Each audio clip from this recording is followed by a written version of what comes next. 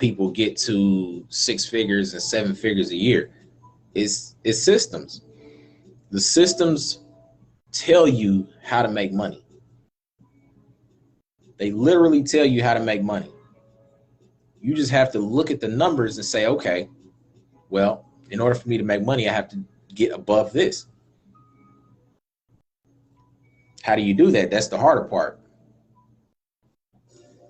You got to be bold. You got to go out there and do what you're supposed to do.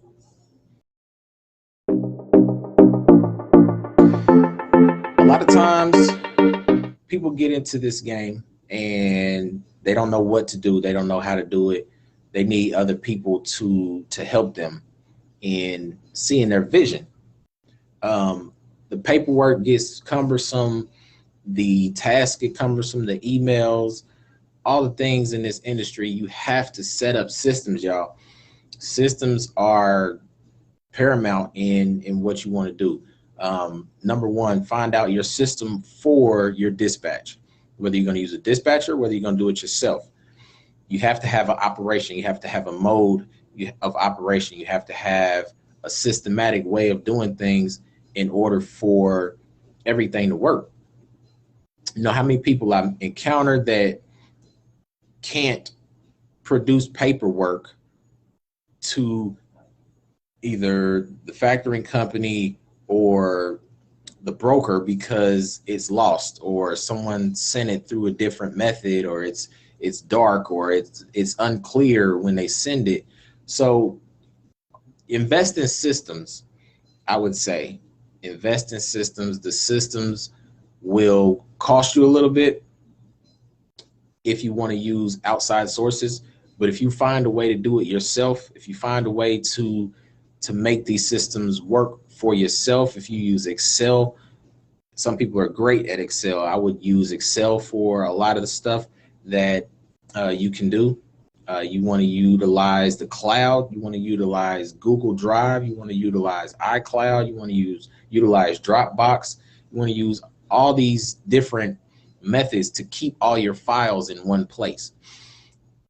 So that way, when someone asks you for something, you can produce it. You want to keep all of your driver files in a cloud or in a system that you can access at any point in time. Driver's licenses, MC number, and certificate of insurance, factoring information, DOT information, IFTA information, UCR information. The list goes on and on and on. You want to keep all of these files readily accessible, because when someone asks you for them, you don't want to look like you don't know what you're doing. You don't want to look like you don't know what you're doing. That's the worst thing in business, is you don't want to put yourself out there and give a bad first impression. First impressions are everything, and you want to be well versed in what you're doing, and you want to be well put together. It's almost the end of the month, y'all. What y'all numbers looking like? Have they gone up? Have they gone down? Rates versus costs. Have they gone up? Have they gone down? Have they stayed the same? How do you know? Excel spreadsheets, notebooks. You write it down in notebooks. If that's the type of person you are, you write down all your costs in a notebook. Systems. I'm a systems guy. I like to input information into systems and they kick it back out to me and let me know what's going on. I use Excel too. I like to use Excel. There's so many different TMS systems. There's so many different platforms that you can utilize that will allow you to effectively and efficiently run your business. So definitely invest heavily into systems, you guys. Systems, systems, systems. I don't care whether you got a hot shot. I don't care whether you got a Sprinter van. I don't care whether you got a box truck, a semi. It makes no difference. You still got paperwork. You still got expenses. You still got everything that we're in transportation. There's so many moving parts. You got bill of ladings. You got proof of delivery, proof of pickup, rate confirmation. You got all this stuff that needs to be organized.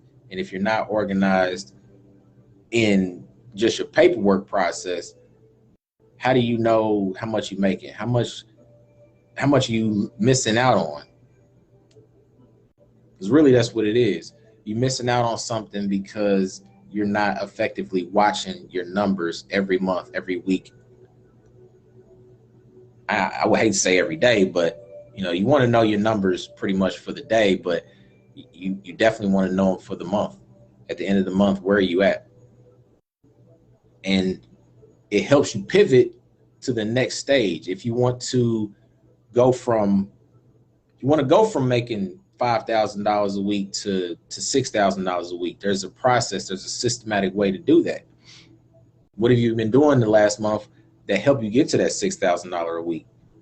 Or whether you had $1,000 a week with a cargo van or $2,000 a week with a cargo van, how do you get to the next level? How do you keep progressing? It's number one, watching your numbers. You got to create contacts. You got to create relationships. You have to create relationships. The load board is not where you want to be at for any industry, not any industry, but for any piece of equipment that you have. Load boards are not the answer. They help you. They help you get started. Not everybody is fortunate enough to start with a contract or start with something that they're running dedicated every week and every day. It's just some people aren't that fortunate. I'm not that fortunate. We still run off the load boards from time to time. We do have some people that are interested in giving us work for the week, for the month.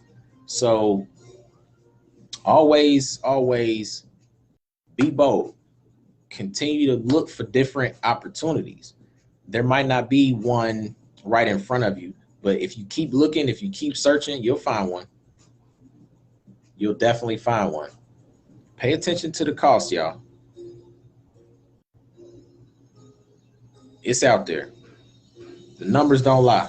Remember, always go bold. Watch your plans unfold. The bold thoughts lead to bold action. Bold action leads to bold results. I'm out of here, y'all. Peace.